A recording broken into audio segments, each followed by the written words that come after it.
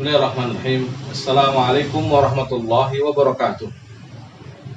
Innal hamdalillah nahmaduhu wa nasta'inuhu wa nastaghfiruh wa na'udzu billahi min shururi anfusina wa sayyiati a'malina. May yahdihillahu fala mudilla lahu wa may yudlilhu fala hadiya lahu. Wa asyhadu an la ilaha illallah wahdahu la syarika lahu wa asyhadu anna Muhammadan abduhu wa rasuluh alladzi la nabiyya wa la rasula ba'dah. Amma ba'd. Kaum muslimin dan muslimat yang dirahmati Allah Subhanahu wa taala, pemirsa Parenting Sunnah TV yang semoga senantiasa dirahmati Allah Jalla wa ala.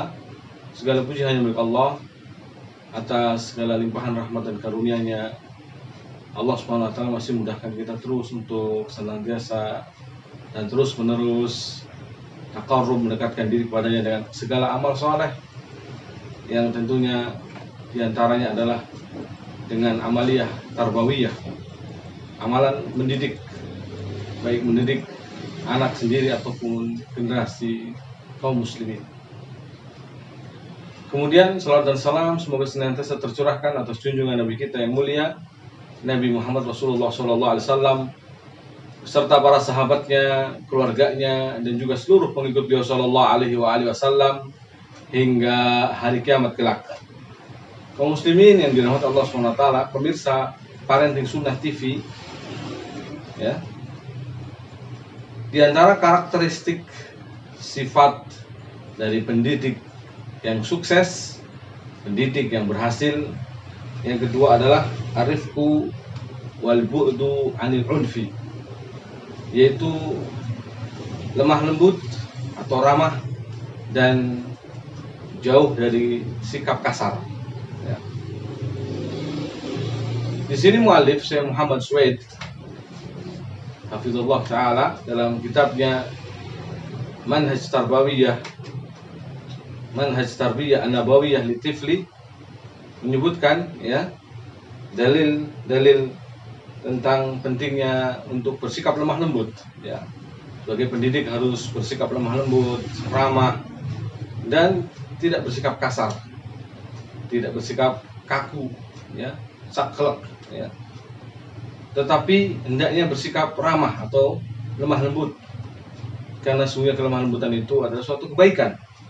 Tidaklah ada pada suatu kecuali akan menghiasinya, menjadikan indah, menjadikan cantik. Mungkin orang yang tadinya nampak seolah-olah menakutkan, ya, ketika dia bersikap lemah lembut menjadi justru berwibawa, disegani dan dimuliakan. Demikianlah pendidik yang sukses. Dia harus bersikap lemah lembut kepada anak didiknya, kepada anak-anaknya. Orang tua yang baik, ayah yang baik, bunda yang salehah, maka dia akan berusaha menampilkan dan menghadirkan pada dirinya menjadi qudwah hasanah bagi anak-anaknya, yaitu sikap ramah atau lemah lembut, dan juga menjauhi dari sikap kasar, membentak-bentak, berteriak-teriak, ya, yang tidak sepatutnya tentunya sebagai seorang muslim. Dalil pertama yang dibawakan oleh penulis di sini adalah riwayat Muslim dari Aisyah radhiyallahu anha, akhrajal Muslim an Aisyah radhiyallahu anha qalat qala Rasulullah sallallahu alaihi wasallam innallaha rafiqun, sungguhnya Allah itu maha lembut, yuhibbur rifqa, dan mencintai kelemah lembutan, wa yu'ti ala rifqi ma la yu'ta ala al-unfi, dan Allah Subhanahu wa taala memberikan kepada lemah lembut tidak sebagaimana kepada sikap kasar, wa ma la yu'ti ala masiwah, dan juga, ya, sebagaimana tidak memberi kepada yang selainnya. Jadi istimewa lemah lembutan ini, ramah tamah. Sikap lemah lembut ini sikap yang istimewa. Allah Subhanahu wa taala mencintainya. Allah Subhanahu wa taala juga, ya, memberikan sikap lemah lembut ini suatu karunia, suatu kelebihan, keutamaan, keistimewaan yang tidak diberikan kepada yang lainnya. Maka barang siapa menghiasi sifat ini sebagai pendidik ataupun, ya, yang lainnya, maka dia akan mendapatkan kebaikan yang sangat besar, mendapatkan manfaat yang sangat banyak, ya. Begitulah seorang muslim. Seharusnya memang sikapnya adalah lemah lembut, apalagi kepada saudaranya sama muslim, apalagi kepada anak-anaknya, apalagi kepada anak didiknya. Buat apa dia harus bersikap kasar, ya, tidak santun, tidak lembut. Buat apa? Membentak-bentak ya. Justru ini manfaatnya semakin buruk yang ditimbulkan. Atau istilahnya akibat yang ditimbulkan semakin buruk. Ketika anak terus-terusan dibentak-bentak ya. Anak itu akan menjadi anak-anak yang keras, ya, kaku dan seterusnya. Tapi kalau ada kelembutan di sana, sikap tegas memang juga dianjurkan atau di suatu yang ibaratnya dibolehkan ya. Tetapi bukan berarti kemudian kaku dan kasar. Karena laisal mu'min bil fahish walal badhi. Seorang mukmin bukan orang-orang yang berkata keji atau berkata buruk ya. Bito'an walalaan. Seorang mukmin bukan yang laisal mu'min bito'an walalaan ya. Bukan yang berkata kasar, bukan suka melaknat ya. Tapi seorang mukmin itu yang lembut perangainya, yang menjaga lisannya, apalagi para anak-anaknya. Dia akan menjadi generasi menerusnya ya, besar, tumbuh sesuai dengan karakter yang dididikkan kepadanya. Ada memang karakter lemah lembut, itu bawaan dari anak itu sendiri. Ada pula yang memang harus diupayakan. Nah, kalau tempaan kita kepada anak-anak kita sejak kecil, didikan kita, tarbiyah kita kepada mereka, justru yang dihadirkan adalah kekasaran, kekakuan, maka khawatir akan menjadi anak-anak yang bengis, keji, kejam, dan seterusnya ya, yang justru menimbulkan keburukan dan keburukan. Tidak ada manfaat kebaikan ya. Nah, makanya harus berusaha menghadirkan ramah atau sikap lembut, rifq ya. Meskipun mungkin anak yang sudah nyebelin sekalipun ya, sudah istilahnya bikin naik pitam kita, dongkol, marah, tapi kita masih bersikap lembut kepadanya, tidak bersikap diskriminasi kepadanya. Artinya karena kesalahannya kemudian kita ungkit terus, tidak. Kita harus terus berusaha memaafkan, sebagaimana poin yang pertama ya dulu. Maka kemudian kita harus juga ramah kepadanya atau lemah lembut. Demikian pula dalam riwayat yang lain yang disebutkan di sini dari Aisyah radhiyallahu ta'ala anha juga, anna Nabi sallallahu alaihi wasallam qala innallaha rafiqun yuhibbur rifqa fil amri kullih. Sesungguhnya Allah Maha lembut dan mencintai kelembutan dalam segala urusan. Hadis Bukhari dan Muslim, muttafaq alaih. Demikian pula dari Aisyah radhiyallahu ta'ala anha, Nabi sallallahu alaihi wasallam bersabda, inna rifqa la yakunu fi syai'in illa zan. Sesungguhnya lemah lembut tidaklah ada pada sesuatu kecuali akan menghiasinya, mempercantik, memperindah. Ya. Wala yunza'u min syai', dan tidaklah dicabut, ditarik dari sesuatu kecuali akan syanah, merusaknya, akan menjadi tidak baik. Ini ketika lemah lembut ya diambil, maka harus diupayakan terus sikap ramah atau lemah lembut ini. Meskipun jelas-jelas kasar kepada kita ya. Karena mungkin ada yang karakter bawaannya adalah keras, kasar. Ya, membentak-bentak. Maka kita kalau justru melawannya dengan bentakan yang sama, ya akan timbul justru karakter yang kaku, yang keras, ya, yang makin menjadi-jadi kekasarannya. Tapi kalau kita sambut dengan lemah lembut, ya, dengan perangai yang lebih baik, akhlak yang mulia, ya, maka akan menjadi insya Allah berubah. Inna rifqa, ya, apa Nabi SAW mengatakan, innamal ilmu bita'allum. Sungguh ilmu diraih dengan cara terus berusaha belajar, menuntut ilmu. Wal hilmu bitahallum, dan sikap hilm, lemah lembut, ya, itu juga diraih dengan berlatih berlemah lembut. Nah, hadis Imam Muslim juga menyebutkan dalam hadis Imam Muslim Jarir bin Abdullah, dari Jarir bin Abdullah radhiyallahu anhu, beliau mengatakan, sami'tu Rasulullah sallallahu alaihi wasallam yaqul, aku mendengar Rasulullah sallallahu alaihi wasallam bersabda, man yuhramu rifqa yuhramul khaira kullah. Ya. Barang siapa diharamkan baginya atau terhalang baginya kelemah lembutan, maka berarti dia terhalang kebaikan seluruhnya. Barang siapa yang terhalang dari lemah lembutan, sikap ramah, tidak kasar, tidak bengis, ya, maka berarti dia telah dijauhkan atau terhalang dari kebaikan seluruhnya. Karena kebaikan itu adalah kelemah lembutan. Ya, kebaikan itu adalah kelemah lembutan. Nah, makanya dalam hadis Imam Ahmad, ya, dari Aisyah radhiyallahu anha, Rasul sallallahu alaihi wasallam pernah bersabda kepada Aisyah, irfiqi, bersikap lembutlah. Fa inna Allah idza arada bi ahli baitin khairan dallahum ala rifq. Sesungguhnya Allah Subhanahu wa taala apabila hendak menunjukkan, hendak memberikan atau menginginkan kebaikan kepada suatu rumah tangga, suatu keluarga, maka Allah akan menunjukkan kepada mereka lemah lembut. Allah Subhanahu wa taala jika menginginkan kebaikan dalam sebuah rumah tangga, maka Allah Subhanahu wa taala akan menuntun mereka kepada lemah lembut. Ibunya jadi orangnya lemah lembut, ayahnya juga lemah lembut, ayah dan bundanya lemah lembut, ya. Anak-anaknya juga lemah lembut, ramah, ya. Mereka orang-orang yang merangainya adalah orang yang santun, lembut, penyayang, ya. Dikarenakan Allah SWT menghendaki kebaikan kepada mereka. Cara ini adalah dengan cara kita menghadirkan dulu lemah lembut. Jika Allah kemudian memberikan kelemah lembutan itu, kemudian Allah SWT menancapkan lemah lembut itu pada keluarga tersebut. Kaum muslimin yang dirahmati Allah SWT. Dalam redaksi lain, Nabi SAW mengatakan, idza aradallahu bi ahli baitin khairan adkhala alaihim rizq. Sehingga Allah SWT apabila menghendaki suatu rumah tangga kebaikan, apabila Allah SWT menghendaki kebaikan pada sebuah rumah tangga, maka Allah akan masukkan pada mereka kebaikan atau lemah lembut. Allah akan masukkan pada mereka rifq, lemah lembut, ya. Orang yang hendak mengingkari kemungkaran, dia harus lemah lembut, bukan hanya sekedar tahu ini mungkar. Jadi sikap yang dihadirkan bagi orang yang hendak mengingkari kemungkaran termasuk di sini kalau anak nakal, melakukan kesalahan, meninggalkan sholat, ya, melakukan kesalahan atau bahkan mungkin pelanggaran dosa kecil, dosa besar, maka untuk mengingkarinya bukan hanya butuh ilmu saja, tapi juga dibarengi dengan sikap rifq, lemah lembut. Karena dua hal ini seperti tidak bisa dipisahkan antara ilmu dan lemah lembut atau rifq, ya.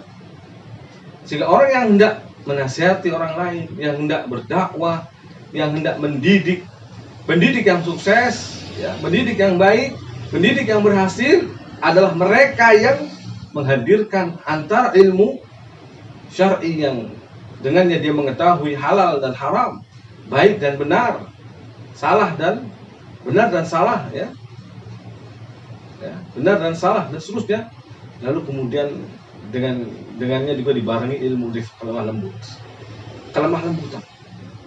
Dia harus membarengi dengan lemah lembut. Apalagi rumah tangga, ya. Bagaimana rumah tangga akan anak-anaknya betah istilahnya, ya. Maka mereka akan lebih senang bermain di luar, atau mungkin suami akan lebih senang di luar rumah, tidak akan pulang-pulang kembali ke rumah, kembali hanya untuk tidur. Jadi dari ketika malam saja disibukkan di kantornya. Kenapa? Mungkin kasar istrinya, mungkin bahasa kita kenalnya cerewet, tapi cerewetnya kasar, suka membentak suami, menghardik suami, menghardik anak-anaknya.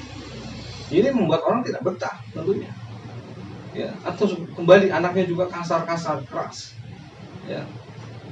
Akhirnya suka menyibukkan diri di kantor, padahal sebenarnya sudah selesai pekerjaan kantornya.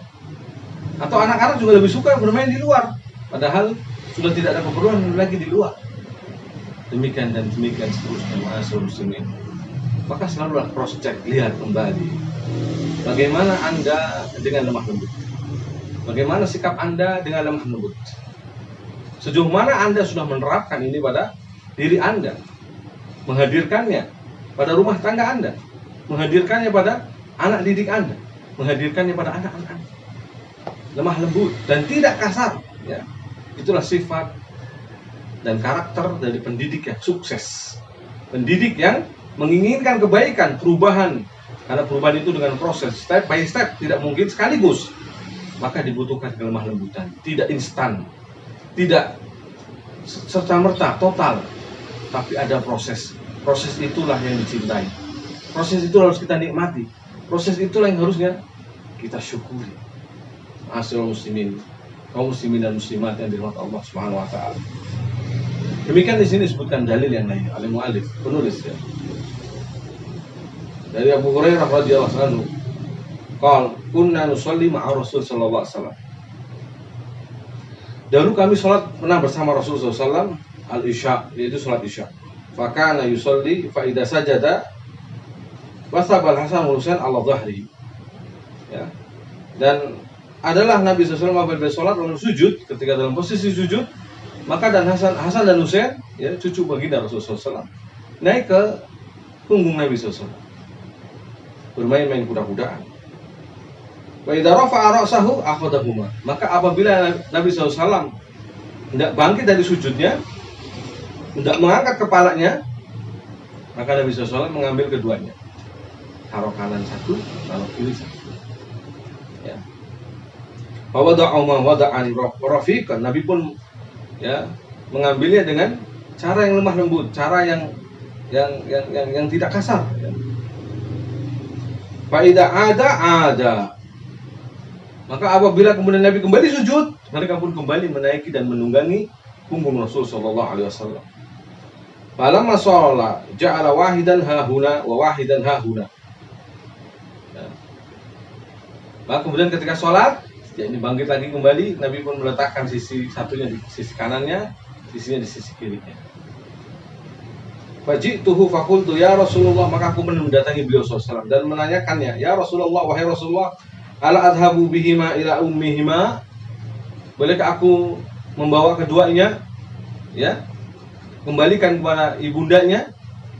Qala la. Apa kata Nabi? Jangan. Ya. Jadi meskipun kalau bahasa kita seakan-akan mengganggu, seakan-akan jadi membuat membuat sholat kita gaduh, membuat sholat kita makin tidak khusyuk. Tidak demikian mas muslim. Justru ini adalah pendidikan. Bagaimana kita menanamkan, ya, sikap penerapan sikap ramah tamah, sikap lemah lembut yang benar.